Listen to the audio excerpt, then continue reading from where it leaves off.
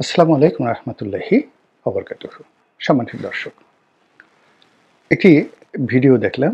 Mina Farah, America প্রবাসী জনৈক ভদ্রমহিলা। একসময় মুক্তিযুদ্ধের পক্ষের একজন গবেষক, একজন লেখক এবং বাংলাদেশের সাহিত্য, সংস্কৃতি এবং রাজনীতির অঙ্গনে দীর্ঘদিন ধরে তিনি আলোচিত। এখন বয়স হয়ে গেছে, সম্ভবত রোগাক্রান্ত বটে। কাজেই আগের মতো তাকে ওভাবে ভোকাল দেখা যায় না। কিন্তু একটা সময় তিনি নয়াদিগন্ত পত্রিকাতে লিখতেন এবং জামাতের পক্ষে তিনি হিন্দু ধর্মাবলম্বী হওয়া সত্ত্বেও জামাতের পক্ষে তার যে অগ্নিঝরা বক্তব্য এবং তার যে লেখনী, এটি নয়াদিগন্তের যারা পাঠক তারা খুব ভালো করে এই মিনা ফারাহকে চিনেন। ২ নম্বর হলো যে শেখ হাসিনার বিরুদ্ধে আমরা যারা দেশে কথা বলেছি তাদের কথা বাদ, দেশের বাইরে সেই বলতে গেলে ২০১৩-১৪ সন থেকে ইউটিউব চালু হওয়ার পর থেকে, ফেসবুক চালু হওয়ার পর থেকে যদি প্রথম কেউ শেখ হাসিনার বিরুদ্ধে এখন যেভাবে পিনাকি বলছেন, পিনাকির চাইতে স্ট্রংলি যদি কেউ বলে থাকেন, এই মিনা ফারাহ শেখ হাসিনার বিরুদ্ধে কন্টিনিউয়াসলি তিনি সেই কথাগুলো বলেছেন। অনেক কথা হয়তো মিথ্যা, অনেকগুলো হয়তো প্রোপাগান্ডা, কিন্তু মূল বিষয়টা হলো যে শেখ হাসিনার বিরুদ্ধে জনমত গঠন করার ক্ষেত্রে পুরো ২০১৩, ১৪, ১৫, ১৬ এই সময়টিতে তিনি ভীষণ রকম শক্তিশালী ভূমিকা পালন করেছেন এবং তার দ্বারা সরকার এতটা, আওয়ামী লীগ সরকার ক্ষতিগ্রস্ত হয়েছে যে পরবর্তীতে আর তিনি বাংলাদেশে লিখতে পারেননি, নয়াদিগন্তে তার লেখা ছাপাতে পারেননি। এবং একই অবস্থা কিন্তু পিনাকির ক্ষেত্রে প্রযোজ্য ছিল। অর্থাৎ যতদিন শেখ হাসিনা ক্ষমতায় ছিলেন ততদিন পর্যন্ত পিনাকি, শেফায়েতুল্লাহ শেফু এদের নাম কোনো পত্রিকা উচ্চারণ করতে পারত না। যেভাবে তারেক রহমান সাহেবের নাম উচ্চারণ করা যেত না, তাদের বিষয় নিয়ে কোনো আলোচনা করা যেত না, একইভাবে মিনা ফারাহ, তারেক রহমান, তারপর শেষে পিনাকি, কনক সারওয়ার, এদের নাম বাংলাদেশে উচ্চারণ করা যেত না। আমি মাঝে মাঝে খুব কৌশলে তারেক রহমান সাহেবকে নিয়ে লেখার চেষ্টা করেছি। তারপরে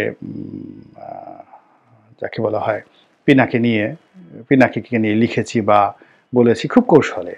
আওয়ামী লীগ ওটা ইন্টেলেকচুয়ালি ধরতে পারেনি। তো যাই হোক, কিন্তু মিনা ফারাহকে নিয়ে আমার কখনো কোনো কিছু বলার সুযোগও হয়নি, প্রয়োজনও হয়নি। এর কারণ হলো সে নিজেই তখন একটা, যাকে বলা হয়, এত শক্তিশালী একটা পর্যায়ে ছিল যে তার ভিউ, তার অডিয়েন্স অনেক বেশি ছিল, মধ্যে অনেক দিন তাকে দেখা যায়নি। তো যার জন্য তিনি একজন মুক্তিযুদ্ধের গবেষক, বেশ নামকরা গবেষক, সম্ভবত একসময় আওয়ামী লীগের খুব সাপোর্টার ছিলেন এবং কোনো কারণে তিনি আওয়ামী লীগের প্রতি খুব বিক্ষুব্ধ হয়েছেন। পরবর্তীতে এখন যেভাবে পিনাকি ইসলামী ঘরানার যারা রাজনীতি করেন তাদেরকে সমর্থন করেন, মাহমুদুর রহমান যেভাবে ইসলামী ঘরানার, আমার দেশের মাহমুদুর রহমান যিনি ইসলামী ঘরানার যারা রাজনীতি করেন তাদের সবাইকে তিনি সাপোর্ট করেন। মধ্যে ফরহাদ মাজার এই কাজটি করেছেন, কিন্তু সাম্প্রতিক সময় দেখা যাচ্ছে যে ইসলামপন্থীদের সঙ্গে তার একটা দূরত্ব চলে এসেছে এবং এখন তিনি বলতে গেলে যে সুফিইজম, যেটা লালনবাদ, সেই লালনবাদের দিকে তিনি ঝুঁকে পড়েছেন। ফলে হেফাজত, জামাত, তাবলিগ এদের ব্যাপারে ফরহাদ মাজাহারের যে যাকে বলা হয় দুর্বলতা ছিল সেটা এখন আর নেই। কিন্তু মিনা ফারাহর যে ইসলাম প্রীতি বা এই ইসলামিক যারা রাজনীতি করেন তাদের প্রতি তার যে সমর্থন, এটি এখনো পর্যন্ত অব্যাহত। বয়সের কারণে তিনি আগের মতো ভাবে খুব দৃঢ়তা নিয়ে বলতে পারেন না, কিন্তু যেহেতু তার অভিজ্ঞতা, লেখনী এবং বলার ক্ষমতা এবং যে কোনো একটা বিষয় উপস্থাপন করার জন্য যে চিত্রনাট্য তৈরি করা দরকার, সেই চিত্রনাট্য তৈরি করার অসাধারণ তার ক্ষমতা রয়েছে এবং সেই ক্ষমতা নিয়ে তিনি সাম্প্রতিক সময় বিএনপির বিপক্ষে প্রচারণা শুরু করেছেন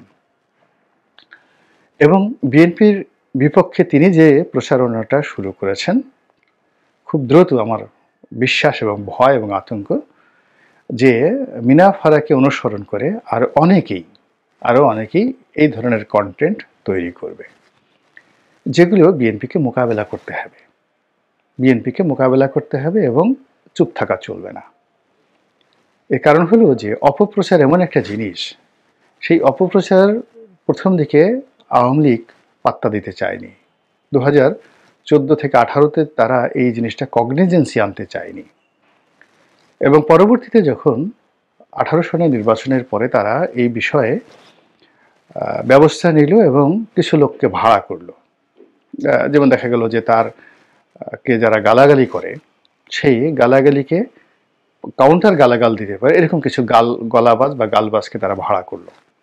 এটা রং ডিসিশন ছিল। মানে এগুলোকে আসলে গালাগাল দিয়ে করা যায় না, কিন্তু ইন্টেলেকচুয়ালি মানে আওয়ামী লীগকে যারা ডুবিয়েছে তাদেরকে মোকাবেলা করার জন্য আওয়ামী লীগ কখনই কোনো ইন্টেলিজেন্ট লোককে ভাড়া করতে পারেনি, নিয়োগ করতে পারেনি, বা তাদেরকে রাজি করতে পারেনি। তো ফলে উত্তেজক কথাবার্তা বা ভালগার জাতীয় যে সকল কথাবার্তা, অকথ্য বা সশ্রী ভাষায় গালাগাল, যেমন ধরেন শেফায়েতুল্লাহ সেফু, এখন সে শেখ হাসিনার সম্পর্কে ধরেন একটা খুব বাজে কথা বলেছে। এটা কিন্তু আওয়ামী লীগের লোকজন লুকিয়ে লুকিয়ে স্বামী স্ত্রী দেখেছে, বা অর্থমন্ত্রী আবুল মাল আব্দুল মুহিতের মুখ দিয়ে গন্ধ আসে, তিনি কথায় কথায় বায়ু ত্যাগ করেন, দীপুমণি বায়ু ত্যাগ করেন, এই জিনিসগুলো শেফায়েতুল্লাহ সেফু বলেছেন। একেবারে ধরুন ডাহা মিথ্যা কথা, কিন্তু মানুষ খুব মজা পেয়েছে। মজা পাওয়ার ফলে কি হলো, ওই মানুষগুলোর যে স্ট্রেংথ আছে, ওজন আছে, গ্রহণযোগ্যতা আছে, এটা ধীরে ধীরে ধ্বংস হতে থেকেছে। ফলে আপনি বাংলাদেশের ক্ষেত্রে হিরো আলম বলেন, শেফায়েতুল্লাহ সেফু বলেন, বা পিনাকি বলেন, এরা যে গালাগালগুলো পড়ে বা যে বাজে কথাগুলো বলে, এগুলোর একটা আফটার ইফেক্ট আছে, লং টার্মে আফটার ইফেক্ট আছে, যেটা মূলত আওয়ামী লীগকে ধীরে ধীরে শেষ করে দিয়েছে। আওয়ামী লীগের কামরুলের নাম গমরুল, বা ধরুন শেখ হাসিনাকে কাঁঠাল রানী বলা হয়েছে, বা শেখ হাসিনার পরিবর্তে আওয়ামী লীগের যে স্লোগান জয় বাংলা, এটাকে একটা গালিতে রূপান্তরিত করা হয়েছে। এখন চিন্তা করুন বর্তমান প্রেক্ষাপটে এই জিনিসগুলো কেমন হয়ে গেছে। ঠিক আওয়ামী লীগকে যেভাবে ম্যাটিকুলাসলি শেষ করা হয়েছে, ওই জিনিসগুলো আবার বিএনপির জন্য অপরিহার্য হয়ে পড়েছে, এবং এই প্রচারণটা প্রথম মিনা ফারার মতো মানুষের মুখ দিয়ে যখন আমি এই জিনিসগুলো শুনলাম, তখন আমার কাছে মনে হলো এই বিষয়গুলো নিয়ে কথা বলা উচিত। মিনা ফারা তার ভিডিওতে বিএনপির তারেক রহমান সাহেবকে তিনি টি রহমান হিসেবে এই প্রথম যাকে বলা হয় তিনি সম্বোধন করলেন। তো টি রহমান হিসেবে সম্বোধন করলেন, এটা আমি কখনো আমার মাথায় আমি এতদিন যাবত ভিডিও করি যে তারেক রহমান সাহেবকে যে টি রহমান বলা যায়। আমরা একসময় ঠাট্টা করে হুসাইন মোহাম্মদ এরশাদকে হুমু এরশাদ বলতাম। আবার অনেকে গাফফার চৌধুরীকে আগা চৌ বলে ঠাট্টা মস্করা করতেন, নাম সংক্ষিপ্ত করা। যেমন আমাকে যারা অপছন্দ করেন তারা সবাই গোলাম মাওলা রনি, তা গোমা রনি বলার চেষ্টা করছেন। তো এটা যাই হোক না কেন, আমাকে এই জিনিসগুলো, অর্থাৎ গোমা রনি থেকে মানে সেটা শুরু হয়েছে 2009 সনে। তো 2009 সনে এই যে অপপ্রচার গোমা রনি থেকে গোলাম মাওলা রনি বলবে এবং লোকজন আমাকে সম্মান করবে, এই জন্য আমাকে যথেষ্ট পরিশ্রম করতে হচ্ছে এখনো পর্যন্ত। কিংবা ধরুন একজনে আমাকে অপছন্দ করে, সেটা গালি দিয়ে বসলো, বিশ্রী গালি। এখন ওই গালিকে অনুসরণ করে দেখা গেল কয়েক লাখ লোক ওই গালি কিছুদিন দেওয়া শুরু করলো। ওটার বিপরীতে আমাকে কিন্তু লড়াই করতে হয়েছে, যে কোনো একটা বাজে জিনিসের বিরুদ্ধে লড়াই করে আমাকে আমার মর্যাদাটা রক্ষা করতে হয়েছে। কিন্তু আমি যদি স্টপ হয়ে যেতাম বা ওই গালিগুলোকে পাত্তা না দিতাম, তাহলে আমার অবস্থা কিন্তু শেখ হাসিনার অবস্থাই হতো। এখন বিএনপির বিরুদ্ধে যে সকল কথাবার্তা হচ্ছে, তারেক রহমান সাহেবকে এখন টি রহমান বলা হচ্ছে, কেউ হয়তো তাকে আকার ইঙ্গিতে আরও কথা বলার চেষ্টা করছেন। এই জিনিসগুলো যেভাবে হোক না কেন কাউন্টার আলাপ আলোচনা করে তার মান মর্যাদা সম্মান বৃদ্ধি করতে হবে। আদারওয়াইজ নেতার যদি সম্মান না থাকে, নেতার যদি ভাবমূর্তি না থাকে, এবং তাকে যদি নেতার মতো না মনে হয়, আমরা যে অনেকের জন্য সিংহাসন বানাই, অনেককে বড় চেয়ারে বসাই, কিংবা রাজার জন্য খুব সেই রাজকীয় পোশাক তৈরি করি। এখন আপনি ধরেন এই যুগে ব্রিটেনের রানীর অভিষেক হবে, রাজার অভিষেক হবে, সেটা আজ থেকে 1000 বছর আগে যেভাবে অভিষেক হতো, কেন সেইভাবে করা হচ্ছে?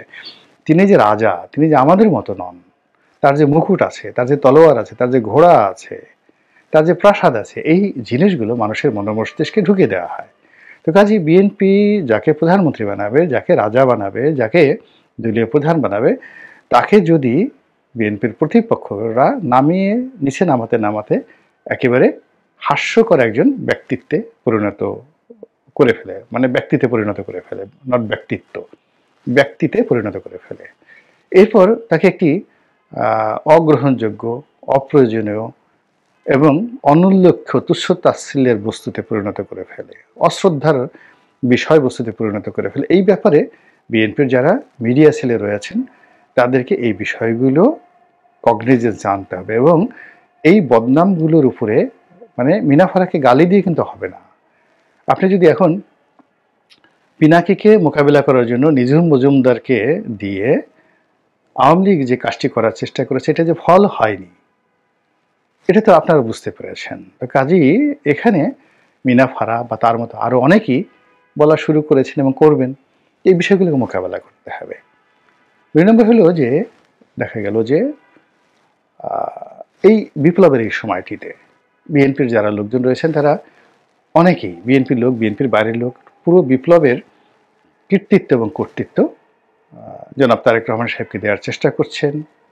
অনেকে তাকে মাস্টার মাইন্ড বানানোর চেষ্টা করছেন, অনেকে তাকে, যাকে বলা হয়, তিনি এই পুরো গণ অভ্যুত্থানটিকে লন্ডনে বসে টাকা দিয়ে, পয়সা দিয়ে, বুদ্ধি দিয়ে, পরামর্শ দিয়ে, হুকুম দিয়ে, দলীয় লোকজনকে দিয়ে এই কাজগুলো করাচ্ছেন। এই বিষয়গুলো নিয়ে বিতর্কে না গিয়ে প্রতিপক্ষ ঠাট্টা মশকরা শুরু করেছে, এবং সেই ঠাট্টা মশকরা করতে গিয়ে তারা শহীদ প্রেসিডেন্ট জিয়াউর রহমানকে টেনে নিয়ে এসেছে, এবং তারা বলার চেষ্টা করেছে যে 7ই নভেম্বরের যে বিপ্লব, যেটার বেনিফিশিয়ারি শহীদ প্রেসিডেন্ট জিয়াউর রহমান, এই বিপ্লবটা করেছেন কর্নেল তাহের। কর্নেল তাহের বিপ্লব করেছেন, কিন্তু সেই কর্নেল তাহেরের বিপ্লবটাকে তিনি কুক্ষিগত করে সেই কর্নেল তাহেরকে ফাঁসিতে ঢুকিয়ে দিয়েছেন। এখন এরা প্রচার করছেন যে বিএনপি তো সেই অতীতে এই কাজগুলো করেছেন, কাজে এখন এই বিপ্লবটিকে, বর্তমান 2024 সনের বিপ্লবটিকে তারা কুক্ষিগত করে এই বিপ্লবের মাস্টার মাইন্ড হয়ে তারা দেখা গেল ক্ষমতায় যাবে, গিয়ে এই বিপ্লবের যারা লোকজন আছে তাদের সবাইকে ফাঁসিতে ছুড়িয়ে দিবে। এখন এই জিনিসগুলোর যে প্রশ্ন তারা করেছে এবং ইতিহাসের সঙ্গে যারা যেভাবে তারা লিঙ্ক দিয়ে দিচ্ছে, এগুলোতে আপনার মোকাবেলা করতে হবে, কথা বলতে হবে, কেন, কোন কারণে, কিভাবে এই জিনিসগুলো হয়েছিল এবং আগামীতে এই জিনিসগুলো হবে না, এই বিষয়গুলো বলতে হবে। তারপর সেই আগের সেই জমানা দেখালো এখন বিএনপি নামধারী, তারপরে বিএনপির নাম করে অনেক ইরেগুলারিটিস হচ্ছে, চাঁদাবাজি হচ্ছে, এতে সত্য কথা। অনেক জায়গাতে বিএনপির লোকজন রক্তক্ষয়ী মারামারি করেছে এবং অনেকগুলো মানুষ ইতিমধ্যে মারা গিয়েছে বিভিন্ন জায়গাতে।